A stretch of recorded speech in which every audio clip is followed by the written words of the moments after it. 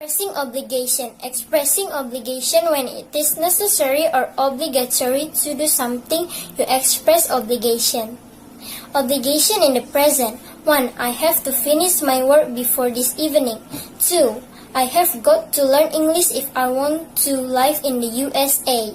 3. I must see the doctor soon because I don't feel well. 4. It is obligatory that I stop when the traffic light turns red. 5. It is necessary that I take a taxi. I'm late. Obligation in the past. I had to work extra hours to pay my bills. Obligation in the future. I will have to borrow money. Things to remember. First, the difference between have to and must is that have to indicates that someone else has imposed condition on us. Second, the simple past of must is had to. The simple future of must is will have to. Should also express obligation, but there is a difference between must or have to and should must or have to. Read, you must stop should 50%. Obligation, you look tired, you should have rest. Dialogue. Policeman, don't you know that you must stop when the traffic lights are red? Driver, sorry sir, I was so absent-minded that I didn't pay attention to the traffic lights. Policeman, well sir, you will have to pay a fine. Expressing obligation.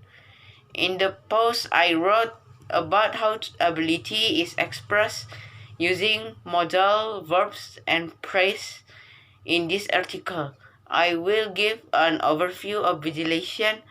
Obligation may be described as pressure on a person to do something or not to do something.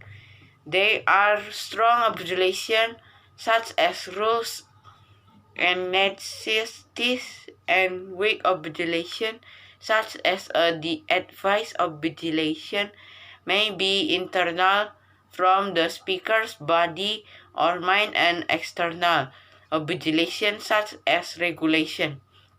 In this post, we will see only the most common forms used to express standard obligation. Other more advanced forms will be looked at in the future post. There's are a number of important rules that you should take special care to understand and practice. Strong obligation. In present, need to, must, and have to are all used to express strong obligation. All three have equal strength. Often learners have difficulties with must and have to, and often see little difference between in two. In brief, the rule is that must is used for internal obligations, and have to is used for external obligations. My tooth is sore. I must go to the dentist. To travel, you have to carry a passport.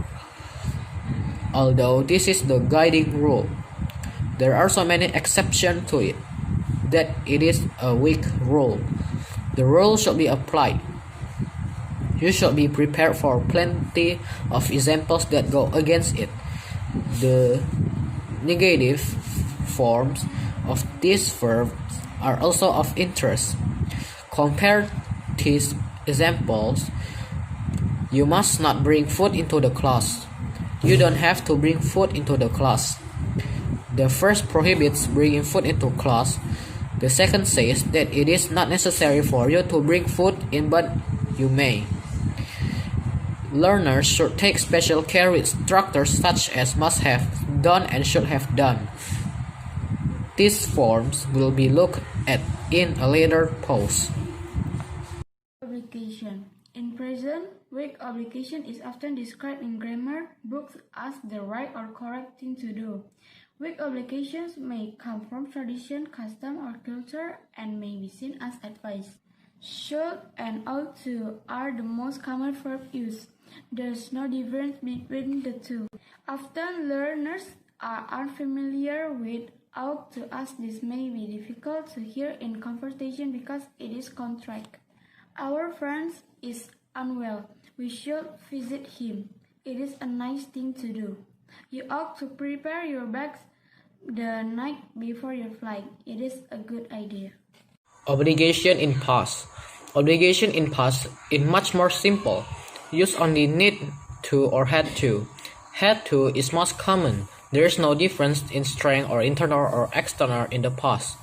As mentioned earlier, there are a number of other structures such as be supposed to, must have done, should have done, and etc. These structures are not used to standard obligation and will be looked at in future posts.